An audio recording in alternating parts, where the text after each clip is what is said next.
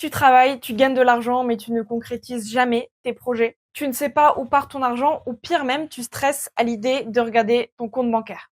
Alors cette vidéo est faite pour toi. Je m'appelle Léa Mardinsky, je suis coach en finances personnelles et fondatrice de Take Control. Aujourd'hui, dans cette formation gratuite, je te donne le plan exact que j'utilise avec les élèves de Take Control pour qu'ils puissent enfin reprendre le contrôle sur leur argent et arrêter de le subir. L'objectif, c'est que tu puisses aller exploiter tout le potentiel de ton revenu pour épargner et investir un maximum sans pour autant te restreindre ou te frustrer dans ton quotidien.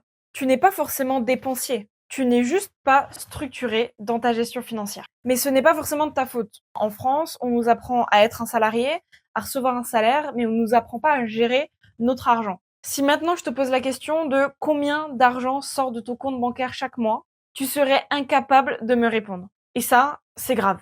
Aujourd'hui, tout le monde sait exactement combien d'argent rentre sur leur compte bancaire, mais personne ne sait combien d'argent sort. Mais si tu ne sais pas combien d'argent sort, comment tu veux pouvoir reprendre le contrôle de ta situation financière? On se retrouve sur l'ordinateur directement et c'est parti pour cette formation gratuite. C'est parti, on se retrouve derrière l'écran pour commencer directement cette formation complète pour pouvoir reprendre la main sur tes finances personnelles. La méthode que j'utilise aujourd'hui avec les personnes que j'accompagne, elle repose sur 4 piliers. Dans un premier temps, nous avons l'analyse financière, ensuite l'optimisation des dépenses, la budgétisation, ce qui nous mène donc à une gestion qui va être saine et solide de ses finances, et ensuite on va aborder la partie investissement. Dans cette formation-là, je vais pas trop m'étaler sur la partie investissement à la fin. Pourquoi? Parce que c'est pas l'essence même de reprendre la main sur ses finances. Les 3 piliers de l'analyse, l'optimisation et la budgétisation suffisent largement pour reprendre le contrôle sur tes finances. Donc c'est parti, on va pouvoir commencer avec l'analyse financière et quoi de mieux que de se diriger directement sur le fichier d'une élève que j'ai pu accompagner. Avant ça, je vais vraiment t'expliquer à quel point l'analyse de tes finances, c'est la base si tu veux pouvoir reprendre la main sur tes finances personnelles. Comme j'ai pu le dire en début de vidéo, si tu ne sais pas combien d'argent sort de ton compte en banque chaque mois, tu ne peux pas reprendre le contrôle. Pourquoi? Parce qu'on ne peut pas contrôler et ajuster des choses qu'on ne sait pas. Il faut absolument que tu puisses avoir une vision claire, nette, précise de tes finances. Pour cela, on va donc utiliser un fichier financier qui va nous permettre de traquer ses finances, de traquer ses dépenses. L'objectif, c'est que tu puisses avoir une prise de conscience en mettant tes finances dans le fichier. Donc, ce que tu vas pouvoir faire, c'est rentrer tous tes revenus, toutes tes dépenses, et en fait, les totaux des dépenses vont se faire directement. Ça te permettra donc d'avoir cette prise de conscience-là de, OK, ah ouais, je dépense autant. C'est parti, on va se retrouver donc sur le fichier directement de Clotilde, une élève que j'ai pu accompagner. Clotilde, faut savoir que elle m'a toujours dit, voilà Léa, je sais que je dépense énormément en restaurant, en fast-food, mais je ne sais pas vraiment combien. Mais bon, je pense pas non plus que ce soit des 300-400 €, quoi. Elle savait qu'elle dépensait beaucoup. Le premier appel de suivi qu'on a mis ensemble, elle a regardé ses dépenses et elle m'a tout de suite dit, mais Léa, mais c'est quoi ce bordel? Et au final, ce qu'on s'est rendu compte, c'est qu'elle dépense, ou c'est, excuse-moi, plus de 395 € en octobre en fast-food et restaurant. Et c'est à partir de là où elle a eu la réelle prise de conscience de ah oui, non mais c'est enfin je peux pas dépenser autant dans du fast-food, c'est pas possible pour mes finances et pour ma santé, ça va pas du tout. Donc ce fichier est super super important. Tu vas pouvoir donc rentrer tous tes revenus directement, donc tous tes revenus des différents mois. Donc on avait commencé en octobre, mais là tu vas pouvoir reprendre à partir de février par exemple. Tu vas rentrer tous tes revenus, tu peux avoir un salaire, une pension, des remboursements ou je ne sais quoi, ou des compléments de revenus. Tu vas pouvoir rentrer toutes tes dépenses fixes potentiellement de la maison, le loyer, l'assurance habitation, l'EDF ou autre. Et ensuite vient toutes les dépenses mensuelles. Donc trie-les bien mois par mois, c'est super important. Tu regardes ton compte en banque et tu mets toutes les transactions directement dans le fichier. C'est un travail qui n'est pas forcément agréable à faire au début, mais si tu veux vraiment prendre le contrôle de ton argent, tu es obligé de passer par cette case-là. Et donc là, tu vas pouvoir rentrer toutes tes finances. Donc les courses, la vie quotidienne, les transports, les sorties loisirs, santé, vacances, il y a vraiment tout qui est écrit. N'hésite surtout pas à personnaliser le fichier comme tu l'entends. Je veux dire, s'il y a marqué spa, massage, mais que tu ne fais pas ça et que tu vas plus, je sais pas, chez le coiffeur, tu prends, tu modifies et tu marques coiffeur. Ton fichier financier doit te correspondre à toi par rapport à tes dépenses et à ton train de vie. Donc là, tu vas pouvoir tout simplement remplir toutes tes dépenses. Et ici, tu vas voir donc les obligations, frais, retraits. Donc, tu vas voir l'argent que tu vas mettre sur les livrets A, les épargnes, le LDD, une enveloppe voyage, l'argent d'assurance vie, je ne sais quoi. N'oublie pas encore une fois de personnaliser à fond. Et d'ailleurs, ce qu'on peut voir, la différence qui est folle avec Lotilt, c'est qu'au début, elle économisait 320, 370 euros, approximativement les 380 euros par mois sur ses comptes en banque, avec un revenu de 2400. Et à savoir que elle épargnait, mais elle repiochait toujours dans son épargne et son épargne n'augmentait pas, malheureusement. À la fin de l'accompagnement, en ayant fait un bon bilan, on se retrouve à épargner 895 euros par mois en ayant toujours, elle a un peu plus, on a estimé potentiellement un peu plus de revenus. Mais pareil, mars, 400, plus 100, plus 125, plus 100, elle est pareil, du 795 euros d'épargne au mois de mars avec pareil le même revenu, 2400. On s'est pas restreint ou elle s'est pas coupée de son quotidien. Elle a tout simplement mis en place une bonne méthode qu'on va pouvoir voir justement après. Au final, ce fichier te permet aussi de voir l'évolution de tes dépenses et de tes finances et c'est juste exceptionnel. Tu vas pouvoir voir du coup le total de tes dépenses mensuelles justement avec ce fichier. Donc en fait, on peut voir qu'elle passe quand même de 3700 de dépenses à du 2005, à peu près 2007 de dépenses, ce qui est énorme. Elle a plus de 1000 euros de différence par mois. Elle était à découvert au début. Donc là, on peut voir au final le découvert que tu vas pouvoir avoir. Donc déficit, excédent de trésorerie, c'est ce qui va rester. Si tu es en rouge, malheureusement, c'est que tu es en découvert. Si c'est en blanc, c'est que tu es en positif, c'est l'argent qui va rester sur ton compte bancaire après toutes les transactions qui sont passées. Donc le fichier est vraiment très simple. Tu as bien évidemment d'autres catégories tout en bas du fichier, mais pour le moment c'est pas du tout le plus important. Le plus important c'est cette partie-là, suivi de dépenses, rentrer tes revenus, rentrer tes dépenses et avoir vraiment une vraie prise de conscience sur tes finances et vraiment analyser correctement tes entrées et tes sorties d'argent. L'objectif également, c'est que tu puisses instaurer une routine et une certaine habitude. Potentiellement, fixe-toi tous les dimanches, moi j'aime bien le faire chaque semaine, fixe-toi un jour par semaine où tu vas pouvoir rentrer tes finances et tes dépenses que tu as effectuées dans la semaine. Par exemple, tous les dimanches à 10h, 11h, je vais rentrer toutes mes transactions directement dans mon fichier. Ça me permet de voir comment je tiens mes budgets, est-ce que je suis toujours bon ou pas, et de suivre tout simplement mes dépenses, voir si j'ai pas exagéré ou si j'ai encore la possibilité de dépenser sur certaines choses. Ça, c'est l'étape numéro 1. On est de retour directement donc sur le Miro. D'ailleurs, j'en profite pour te dire que si tu as envie d'avoir un bilan financier 100% gratuit one-one directement avec moi, le lien est en description et on va pouvoir travailler ensemble sur tes finances durant un appel gratuit. Et tu peux réserver ta session dès maintenant. Ensuite, on passe à l'étape numéro 2 qui est l'optimisation. Qu'est-ce que c'est l'optimisation des dépenses? Optimiser ses dépenses ne veut pas dire se restreindre ni se frustrer. Optimiser, c'est tout simplement pouvoir réduire, supprimer ou renégocier un maximum de dépenses. Donc en fait, faire un travail de fond, donc qui est un peu redondant, disons. En fait, le but, c'est de faire un travail de fond, faire une grosse optimisation, mais qui va te sécuriser à long terme. Moi, je prends toujours cet exemple avec le repas. Avant de manger comme ça directement comme un bourrin sur la table, qu'est-ce qu'on fait? On nettoie la table correctement, on essuie, on la rend propre et ensuite on pose les couverts et on mange. Et c'est exactement pareil avec tes finances. Avant de vouloir établir un plan, une stratégie, de l'investissement, je ne sais quoi, on va déjà optimiser un maximum de dépenses et ensuite on établira le plan. On va aller chercher l'optimisation sur pas mal de tes dépenses. On n'oublie pas que le but, ce n'est pas de se restreindre. Bien au contraire, on va toujours, ça on va le voir dans la partie optimisation, mais on va toujours garder la partie amusement, bien évidemment. Qu'est-ce que c'est l'optimisation? Je t'ai créé donc ici une checklist que tu vas pouvoir mettre en place directement pour ton optimisation. On va tout d'abord parler de l'optimisation des dépenses fixes pour que tu puisses vraiment bien comprendre les choses. Tu as tes dépenses fixes et tu as tes dépenses variables. Les dépenses fixes, c'est tout simplement ce qui va sortir en automatique, ce qui ne varie pas. Donc ça va être le loyer, les assurances, les crédits, les garanties, les abonnements par exemple. Les dépenses variables vont être les courses, les sorties, les restaurants, les loisirs, etc. Là, on va tout simplement voir la partie optimisation des dépenses fixes. Sache que la majorité des gens peut chercher entre 100 à 300 euros d'économie par mois juste en faisant une optimisation de ses dépenses. J'ai une élève que j'ai pu accompagner qui allait chercher une optimisation de plus de 500 euros par mois en revoyant tous ses abonnements et ses dépenses fixes. Pourquoi? Parce qu'en fait, elle avait des crédits qu'on avait pu optimiser. Elle avait des abonnements qu'elle n'utilisait pas et beaucoup de formations, etc. D'autres personnes vont aller chercher une optimisation un peu plus petite, mais tout de même 50, 100, 200 euros par mois, c'est juste énorme à long terme, ça fait vraiment la différence. Et on va aller chercher cette optimisation. Donc comment faire? On va commencer par le logement. Ça va être très simple. Le logement, l'objectif, ça va être de renégocier ton loyer, par exemple, ou de déménager. Il y a beaucoup de personnes qui vont me dire, mais comment ça déménager? Mais Moi, je veux pas déménager pour économiser 50 €, on est d'accord. On vient déménager seulement si on vit vraiment au-dessus de ses moyens et qu'on a un loyer qui prend par exemple plus de 60%, 70% de notre salaire. Là, effectivement, il faut peut-être se dire, OK, je vis peut-être au-dessus de mes moyens.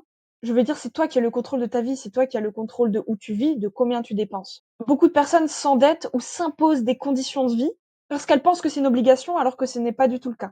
Donc on peut déménager bien évidemment si notre loyer est trop cher. Ensuite, pourquoi pas demander des aides au logement. Si tu habites en France, il y a énormément d'aides qui existent. Bien évidemment, il faut remplir certaines conditions, mais on peut aller chercher des aides. Il faut pas être feignant.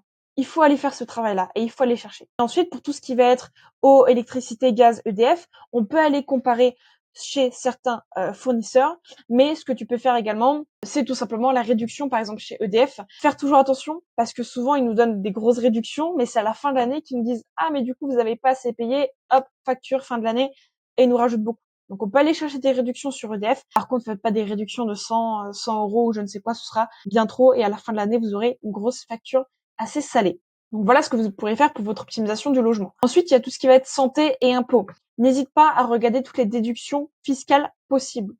Il y a plein de moyens aujourd'hui de pouvoir essayer de réduire un petit peu son imposition. Ensuite, potentiellement, vérifie le niveau de couverture de ta mutuelle et de l'ajuster selon tes besoins. Tu peux très bien avoir une mutuelle aujourd'hui qui remplit pas du tout tous les critères que tu as besoin, ou au contraire, qui a beaucoup trop de critères alors que tu aurais besoin que d'une petite partie de ta mutuelle. Tu peux aller potentiellement aller chercher une moins chère. Pour la mutuelle, il faut toujours comparer parce que franchement, il y a des personnes qui se retrouvent seules à payer des mutuelles à 150 €, alors que pour 150 €, on peut avoir une mutuelle pour une famille de 4 personnes, par exemple. Pour les transports, pareil, beaucoup de personnes vivent au-dessus de leurs moyens avec des voitures, avec des assurances, de l'essence, des réparations. La voiture coûte cher. La voiture nous endette. Si vous êtes dans une grande ville, pourquoi continuer à garder une voiture? Prenez un transport en commun, train, métro, bus, vélo. Pour ta santé, le vélo, c'est exceptionnel. Mais il y a trop de personnes qui gardent des voitures juste parce que, en fait, c'est leur confort. Alors qu'en vrai, ils pourraient économiser des milliers et des centaines de milliers d'euros. Donc, passer à un abonnement de transport public si c'est une bonne option pour toi. Ensuite, potentiellement, le covoiturage ou la location de voitures qui peut être occasionnelle. Par exemple, je sais que pendant une semaine, je vais beaucoup voyager. Bah, pourquoi pas louer une voiture pendant une semaine, aller 150 € la semaine ou je ne sais quoi. Ça peut être une possibilité. Ou si j'ai un trajet par semaine où je dois aller dans une autre ville, pourquoi pas demander à faire du covoiturage pour un trajet. Mais je veux dire, n'ayez pas une voiture si vous avez seulement des trajets à faire 1 à 2 fois par semaine, ça sert strictement à rien.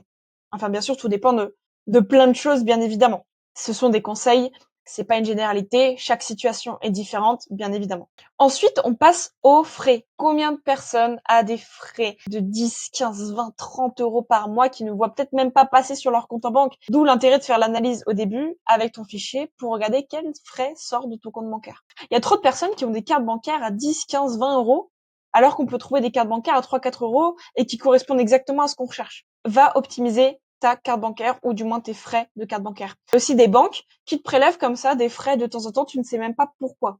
Et n'oublie pas que le manque de vision et le flou va t'empêcher de reprendre le contrôle de tes finances. Tu ne peux pas avoir d'incertitude dans tes finances. Si aujourd'hui on fait un bilan ensemble et que je te dis mais c'est quoi cette dépense-là, c'est quoi ces frais-là, pourquoi la banque te prend 10 € de frais et que tu me dis je ne sais pas, il faut que tu saches, tu es obligé de savoir. Donc pareil, vérifie les frais cachés de certaines banques ou même de certaines applications. Ensuite, on va pouvoir avoir les paiements en plusieurs fois. Ça, il faut arrêter. Il faut arrêter les paiements en plusieurs fois. Et les crédits, pareil, les crédits à la consommation. Tu vas pouvoir me dire, oui, mais il y a certaines personnes qui sont obligées de faire un crédit pour une voiture ou je ne sais quoi.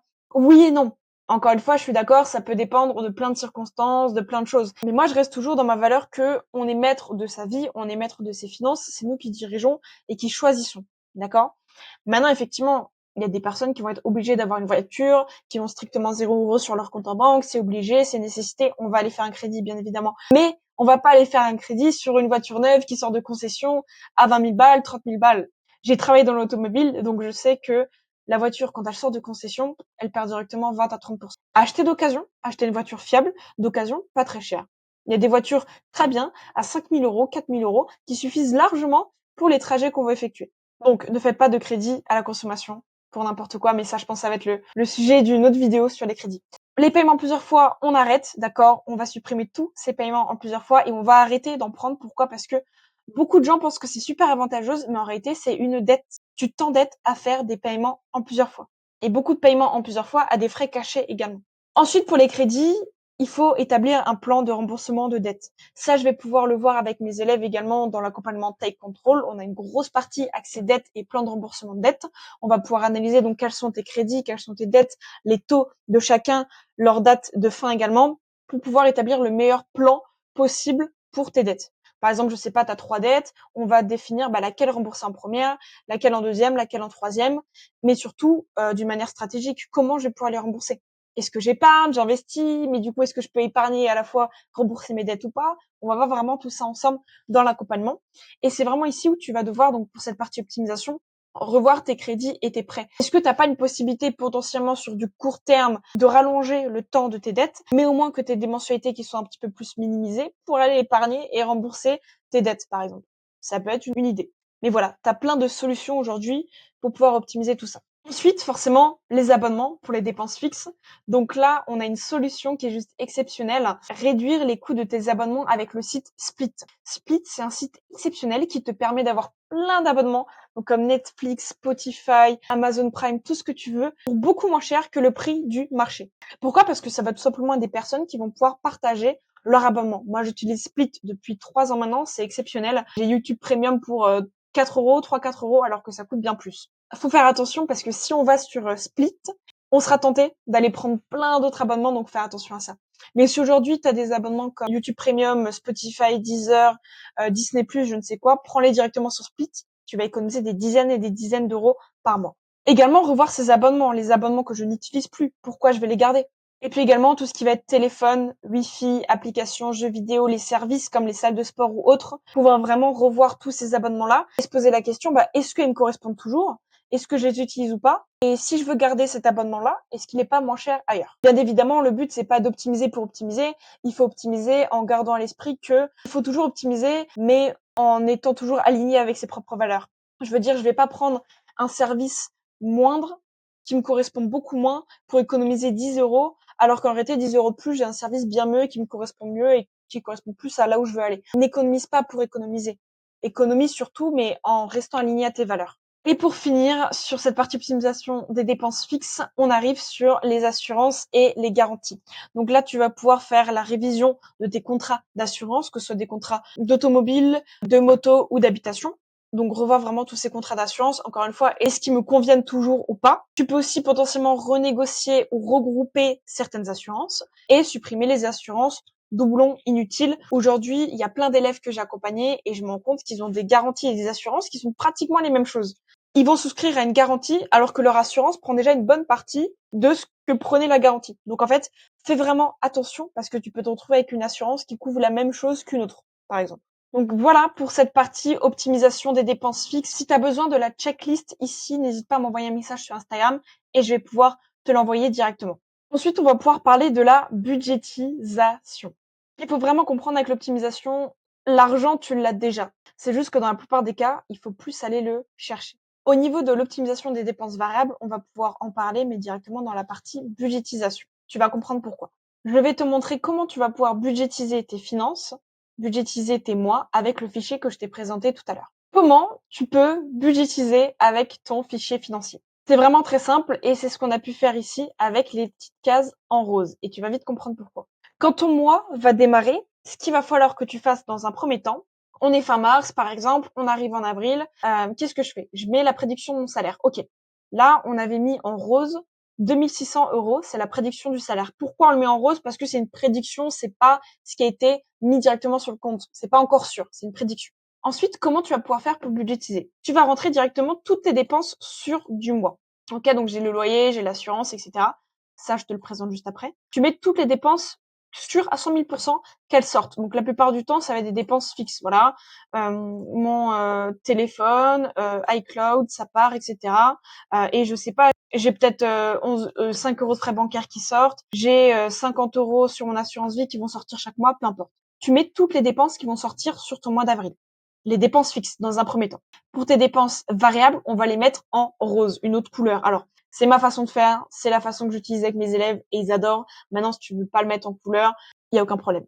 Encore une fois, ta gestion financière, il n'y a pas de règle dans la gestion de finances perso, c'est vraiment toi qui gères. Donc, qu'est-ce qu'on fait? Ok, niveau des courses. Au niveau des courses, c'est pas encore débité, donc je vais le mettre en rose et je vais me fixer une limite de 225 € par exemple. Et c'est là où tu vas devoir réfléchir. Par rapport au mois précédent, j'ai fait une fois 300, une fois 280, 298. Tu réfléchis combien tu as envie de mettre dans tes courses pour ce mois-ci. Essaie de te challenger un petit peu, mais en faisant quelque chose d'un petit peu réalisable tout de même. Donc là, on avait fixé 225. Ensuite, je vais budgétiser. Moi, je vais beaucoup inviter des amis. Je sais que je vais mettre 50 € dans la nourriture. Je vais me limiter à 50 €. L'enfant, ça va être à peu près 100 €. Ok, ensuite, pour les loisirs, moi, je vais me fixer 15 € pour le cinéma, théâtre, spectacle. Je vais me fixer 180 € de restaurant fast-food et je vais me fixer 10 € de boulangerie. Je vais me fixer, par exemple, 50 € en santé, médicaments, parce que je vois que tous les mois, je fais un petit peu des dépenses, donc on va essayer de se fixer 50 €. Et c'est comme ça que tu vas pouvoir budgétiser et fixer des limites, d'accord? Par exemple, vêtements. Ok, vêtements, moi, je sais que, ok, on est sur un mois où on arrive pour l'été, je vais acheter quelques trucs, allez, je me fixe 40 €, pas plus. Hop, et je me le mets en rose directement. Voilà. Là, je budgétise et là, je prévois mon mois. Par contre, au bout d'un moment, il faudra suivre chaque semaine ses finances. Comment on va faire? On va enlever ça, on va mettre, ok, j'ai dépensé maintenant du coup 35 €, hop, ça c'est fait, c'est dépensé, je le mets en noir. Quel était mon budget? Je me souviens pas. Ce qu'il faut que tu fasses, c'est de mettre un commentaire avec la limite que tu t'étais fixée. Donc là, tu fais un clic droit, tu tapes max 40 € et voilà. Tu passes ta souris dessus. Comme ça, dès que tu suis tes dépenses chaque semaine, tu vois, ok, bah, j'ai fait 35 € de vêtements, je mets ma souris dessus, max 40. Ok, bon, bah, il me reste 2 semaines, plus que 5 €, c'est bon, j'ai plus rien à acheter, moi, je suis bon, je suis dans mon budget. C'est comme ça que tu vas pouvoir suivre tes finances et budgétiser. Ensuite, en fonction de toutes les dépenses, voilà, j'ai tout mis, j'ai budgétisé mes restos, fast-food, nourriture, etc. Qu'est-ce qui me reste à la fin du mois? Il me reste 914 € en déficit. Et là, c'est ce que tu vas pouvoir mettre dans toute cette partie-là, dans tes livrets, tes assurances vie, tes comptes d'investissement. Et donc là, à toi de les budgétiser comme tu veux. Nous, on a mis 500 € dans le fonds d'urgence. Ensuite, on met dans une épargne commune, le LDD pour son enfant, une enveloppe voyage et une petite enveloppe pour le projet immobilier. Et tu le définis. Bien sûr, ces montants-là, tu vas les mettre de côté dès le début du mois, dès que tu as reçu ton salaire. C'est primordial. Tu vas pas mettre ça de côté en fin du mois. On a tout budgétisé, il y a tout qui est carré. Tu sais exactement combien de dépenses vont sortir ce mois-ci. Qu'est-ce qui t'empêche de le faire du coup au début du mois? Tu vas le faire au début du mois. J'ai mon salaire, j'ai mes 2450 € qui sont passés. Ok, 500 € dans mon livret A. Je mets 100 € dans mon épargne avec ma sœur, 125 dans le LDD pour mon enfant, 100 dans mon enveloppe voyage et je mets 70 € dans mon enveloppe pour mon projet immobilier. Et voilà, je sais que tout ce qui me reste sur mon compte en banque, ça va sortir en dépenses fixes et en dépenses variables. Il y a même aussi une autre technique où tu peux séparer tes dépenses fixes de tes dépenses variables, mais c'est pas le sujet aujourd'hui de cette formation. Et une fois que c'est fait, moi, ce que j'aime bien faire, et ce que je conseille souvent à mes élèves, c'est de se mettre un petit au cas où. Donc, une case ici, où je mets un petit montant. Ce montant-là, tu ne le dépenses pas, et on ne le met pas de côté. C'est juste 50 € qu'on va garder sur sa carte bancaire au cas où on a dépassé sur certaines autres dépenses. Par exemple, là, en fait, on a mis toutes les dépenses fixes et toutes les dépenses variables. On va se définir un petit montant au cas où. Ce qui signifie que si toutes tes dépenses sont passées, mais que malheureusement tu dépasses 10 € de plus sur un verre, 10 € de plus sur un restaurant, 10 € de plus sur des vêtements, bah en fait, au lieu de tomber à découvert, on aura toujours cette petite protection de 50 € sur ta carte bancaire qui permettra de pas tomber à découvert. Donc garde toujours 50 € de au cas où sur ta carte bancaire qu'on ne met ni dans les livrets, ni dans des dépenses spécifiques. Comment tu vas pouvoir budgétiser ton mois? Donc dès que le mois arrive, je récapitule, tu rentres toutes tes dépenses, d'accord? Essaye de budgétiser au mieux, donc ne pas trop de restreindre, mais à la fois faire quelque chose de réalisable et quelque chose où tu peux te faire plaisir. Et bien évidemment, tout ce travail est à faire après l'optimisation. Ce qu'il faut comprendre, c'est que tu ne fais pas un budget pour te restreindre, tu fais un budget pour dire oui à ce qui compte vraiment dans ton quotidien. Et là, je vais te partager une chose qui est importante, c'est de faire attention à la restriction. En fait, tu as un cercle vicieux. Le cercle vicieux de la restriction financière, tu te restreins trop financièrement, tu tombes dans un cercle vicieux. Tu vas te fixer en fait un budget qui va être très strict, mais du coup tu vas te frustrer, ce qui va t'amener à craquer ou à faire certains achats impulsifs. Ensuite, tu vas donc culpabiliser, tu vas perdre ta confiance en toi, et du coup pour compenser tout ça, tu vas aller te restreindre encore plus, et ça va être un cercle vicieux. Donc fais attention, ne te restreins pas trop, il faut toujours se faire plaisir. On est là pour se faire kiffer. Le cercle vertueux, donc l'alternative qui va être très saine, c'est tout simplement, je comprends mes chiffres, je comprends mes dépenses, je fais de la place dans mes finances pour mes kiffs et les choses qui sont vraiment importantes à mes yeux, par exemple passer du temps avec mes amis ou faire des bons restaurants sont des choses qui me font plaisir, par exemple. Du coup, je vais anticiper ces dépenses, je vais pouvoir rester motivée et constante au quotidien et c'est là où je vais pouvoir vraiment construire une réelle liberté parce que je ne me restreins pas, j'arrive à me faire plaisir et à la fois, je me fais plaisir et j'arrive à épargner. Donc voilà par rapport à ces 3 gros piliers. Maintenant, je tiens à te partager donc le combo parfait de ta liberté financière. C'est d'avoir une gestion financière solide, donc en passant par l'analyse, l'optimisation, la budgétisation, et des habitudes saines à suivre tes dépenses, à suivre tes budgets, tout simplement, et l'investissement. Aujourd'hui, je vais pas te faire une formation sur l'investissement, d'accord? Pourtant, j'adore ça. C'est un domaine qui me fait kiffer. Moi, mes domaines de prédiction en investissement, ça va être la bourse et les crypto-monnaies. On n'est pas là pour parler de ça. Par contre, je veux quand même le mentionner parce que c'est un sujet qui est super important. Aujourd'hui, si tu veux concrétiser tes projets, voyager, investir dans l'immobilier, préparer ta retraite, déléguer un beau patrimoine pour tes enfants, il faut que tu passes par la gestion financière, mais aussi par l'investissement. Parce que sans investissement, comment tu veux faire fructifier ton argent et développer un bon patrimoine à long terme? Ce n'est strictement pas possible. Ce n'est pas les livrets qui vont te rendre riche, malheureusement.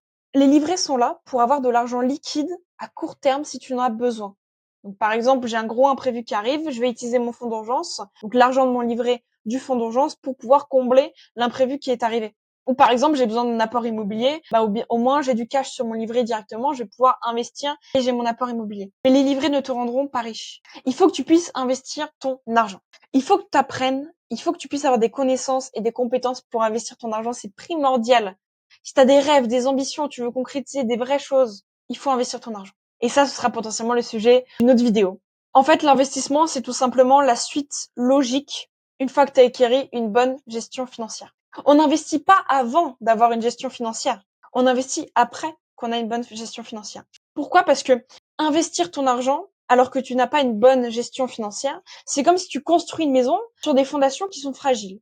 Donc on investit son argent uniquement dès qu'on a une gestion financière carré de chez carré. Épargner, c'est bien. Avoir un fonds d'urgence, c'est bien. Mais faire travailler ton argent pour toi, c'est mieux. Investir est simplement la suite logique d'une bonne gestion financière. Si tu veux aller plus loin, si tu veux que je t'accompagne et qu'on puisse bosser et travailler ensemble pour te créer un vrai plan d'investissement et une vraie stratégie financière, n'hésite pas à réserver le bilan financier avec le lien qui est directement en description. Tu peux réserver ta session dès maintenant. C'est la fin de cette formation gratuite. J'espère vraiment qu'elle t'a plu. Il y a beaucoup d'informations, mais si tu as tenu jusqu'ici, bravo. Franchement, chapeau. Pourquoi? Parce que ça signifie que de un, tu as une prise de conscience sur ta gestion et situation actuelle, mais de deux, tu passes déjà à l'action pour changer les choses. Et le passage à l'action est ce qu'il y a de plus important aujourd'hui. En réalité, en regardant cette vidéo, tu es déjà en train de reprendre le contrôle sur ton argent, donc tu peux déjà être très très fier de toi. Dis-moi en commentaire les sujets que tu veux que je traite dans les prochaines vidéos, je lis vraiment tous les commentaires et si l'idée me plaît, je prends note, bien évidemment. Abonne-toi pour plus de conseils. Et n'oublie pas que tu peux créer ta propre réalité.